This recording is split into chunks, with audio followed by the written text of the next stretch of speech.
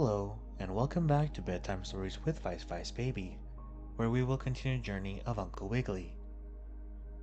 Story 7: Uncle Wiggily and the Doll Doctor. Now, I wonder where I will go today, said Uncle Wiggily, the old gentleman rabbit, to himself as he went along in his automobile, turning around the corner by an old black stump house where lived a nice owl schoolteacher lady. I wonder where I had better go.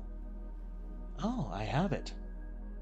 I'll call on Grandfather Goosey Gander and play a game of Scotch checkers. And off he went.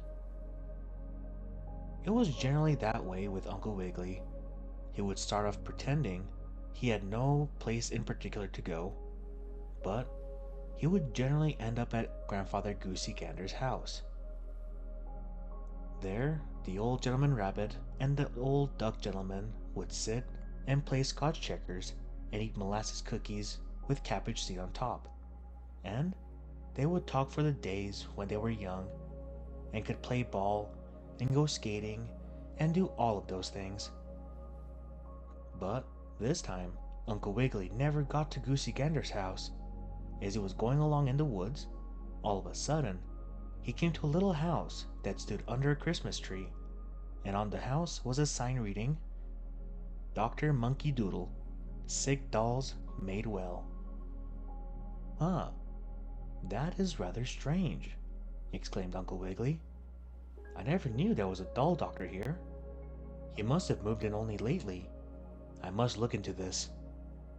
So, the rabbit gentleman went up to the little house, and as he came near, he heard someone inside exclaiming, "Oh, I'll never get through today. I know I won't. Oh, the trouble I'm in. Oh, if only I had someone who could help me." "My, what is that?" cried Uncle Wiggily, stopping short. "Perhaps I'm making a mistake. That may be a trap." "No, it doesn't look like a trap," he went on, as he peered all about the little house and saw nothing dangerous. Then the voice cried again, "Oh, I'm in so much trouble. Will no one help me?" Now, Uncle Wiggily was always on the lookout to help his animal friends, but he did not know who this one could be. "Still," said the rabbit gentleman to himself, "he's in trouble. Maybe a mosquito has bitten him. I'm going to see." So Uncle Wiggily marched bravely up the little house under the Christmas tree and knocked on the door. "Come in," cried a voice. "But if you're a little animal girl or sick doll or one that needs mending, you might as well go away and come back again. I'm head over heels in work and I'll never get through. In fact, I can't work at all. Oh, such trouble as I am in." "Well, maybe I can help you," said Uncle Wiggily. "At any rate, I have no doll that needs mending." So, into the little house he went, and what a queer sight he saw. There was Dr. Monkey Doodle sitting on the floor of his shop, and scattered all about him were dolls, dolls, dolls. All sorts of dolls, but not a good whole well doll in a lot. Some dolls had lost their wigs, some had swallowed their eyes, others had lost a leg, or both arms, or a foot.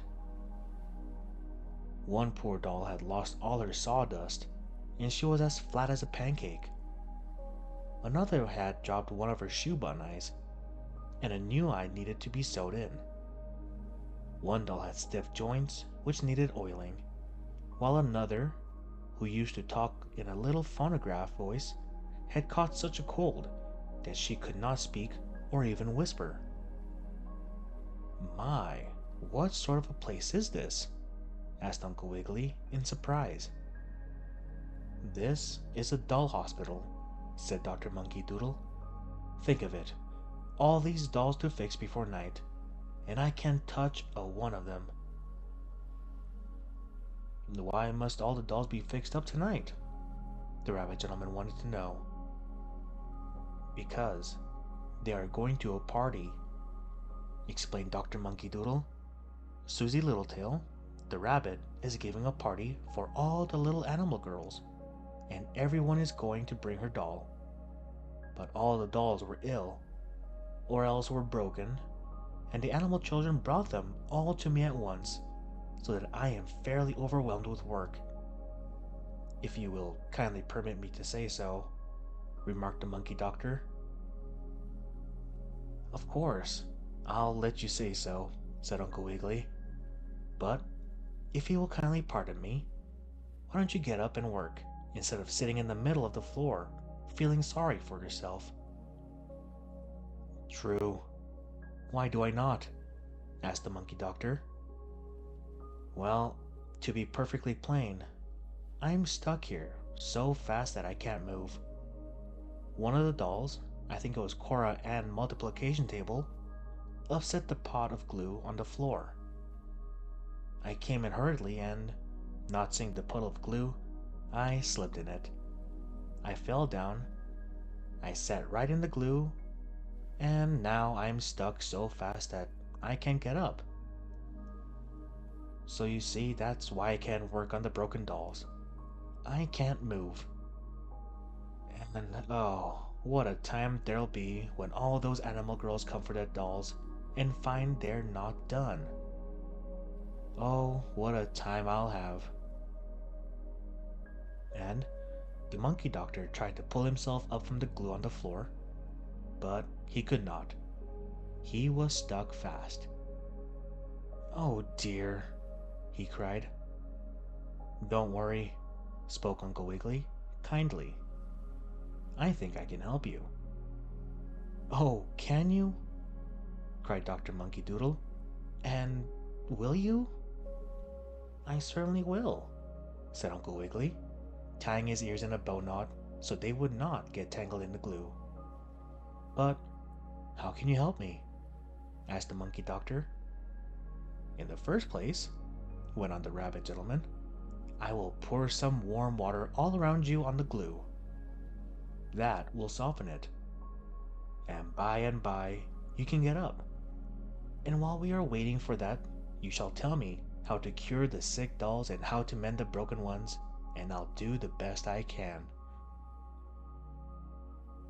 Fine, cried Dr. Monkey Doodle, feeling happier now.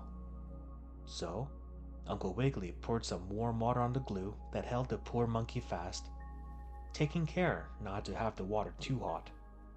Then, Uncle Wiggily said, Now, we'll begin on the sick dolls. Who's first? Take Sally Jane Ticklefeather, said the monkey. She needs some mucilage pill to keep her hair from sticking up so straight. She belongs to a little girl named Rosalind. So, Uncle Wiggily gave Sally Jane Ticklefeather some mucilage pills.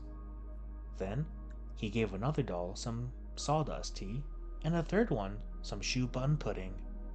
This was the doll who only had one eye, and soon she was all cured and had two eyes. And then such a busy time as Uncle Wiggily had.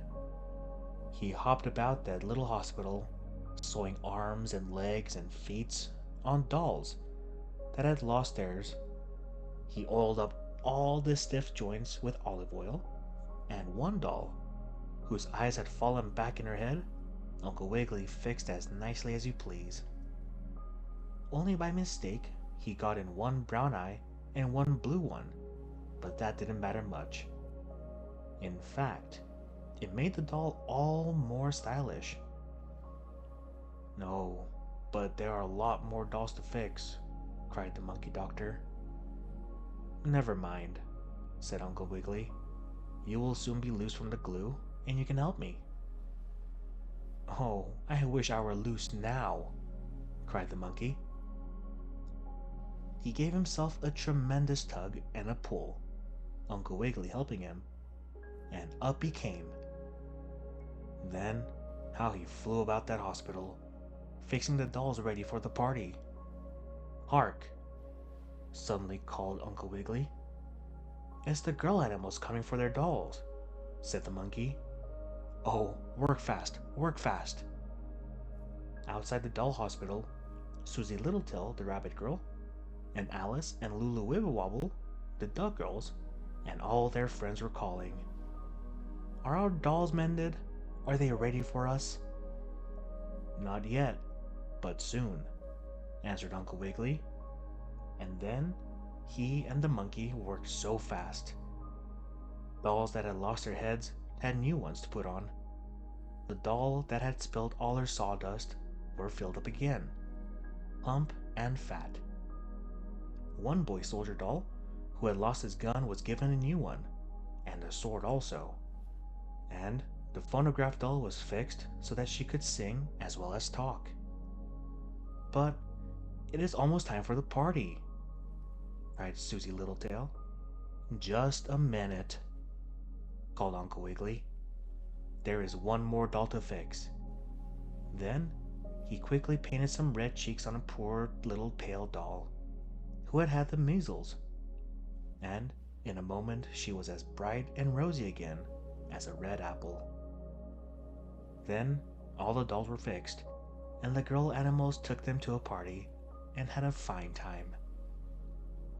Hooray for Uncle Wiggily, cried Susie Littletail, and all the others said the same thing. He certainly was kind to me, spoke Dr. Monkey Doodle, as he cleaned the glue up off the floor. And that's all there is to the story. But in the next one, if the goldfish doesn't bite a hole in his globe and let all the molasses run over the tablecloth, I'll tell you about Uncle Wiggily and the flowers. Thank you for tuning into this episode of Bedtime Stories with Vice Vice Baby. I hope you all have a good night and sweet dreams.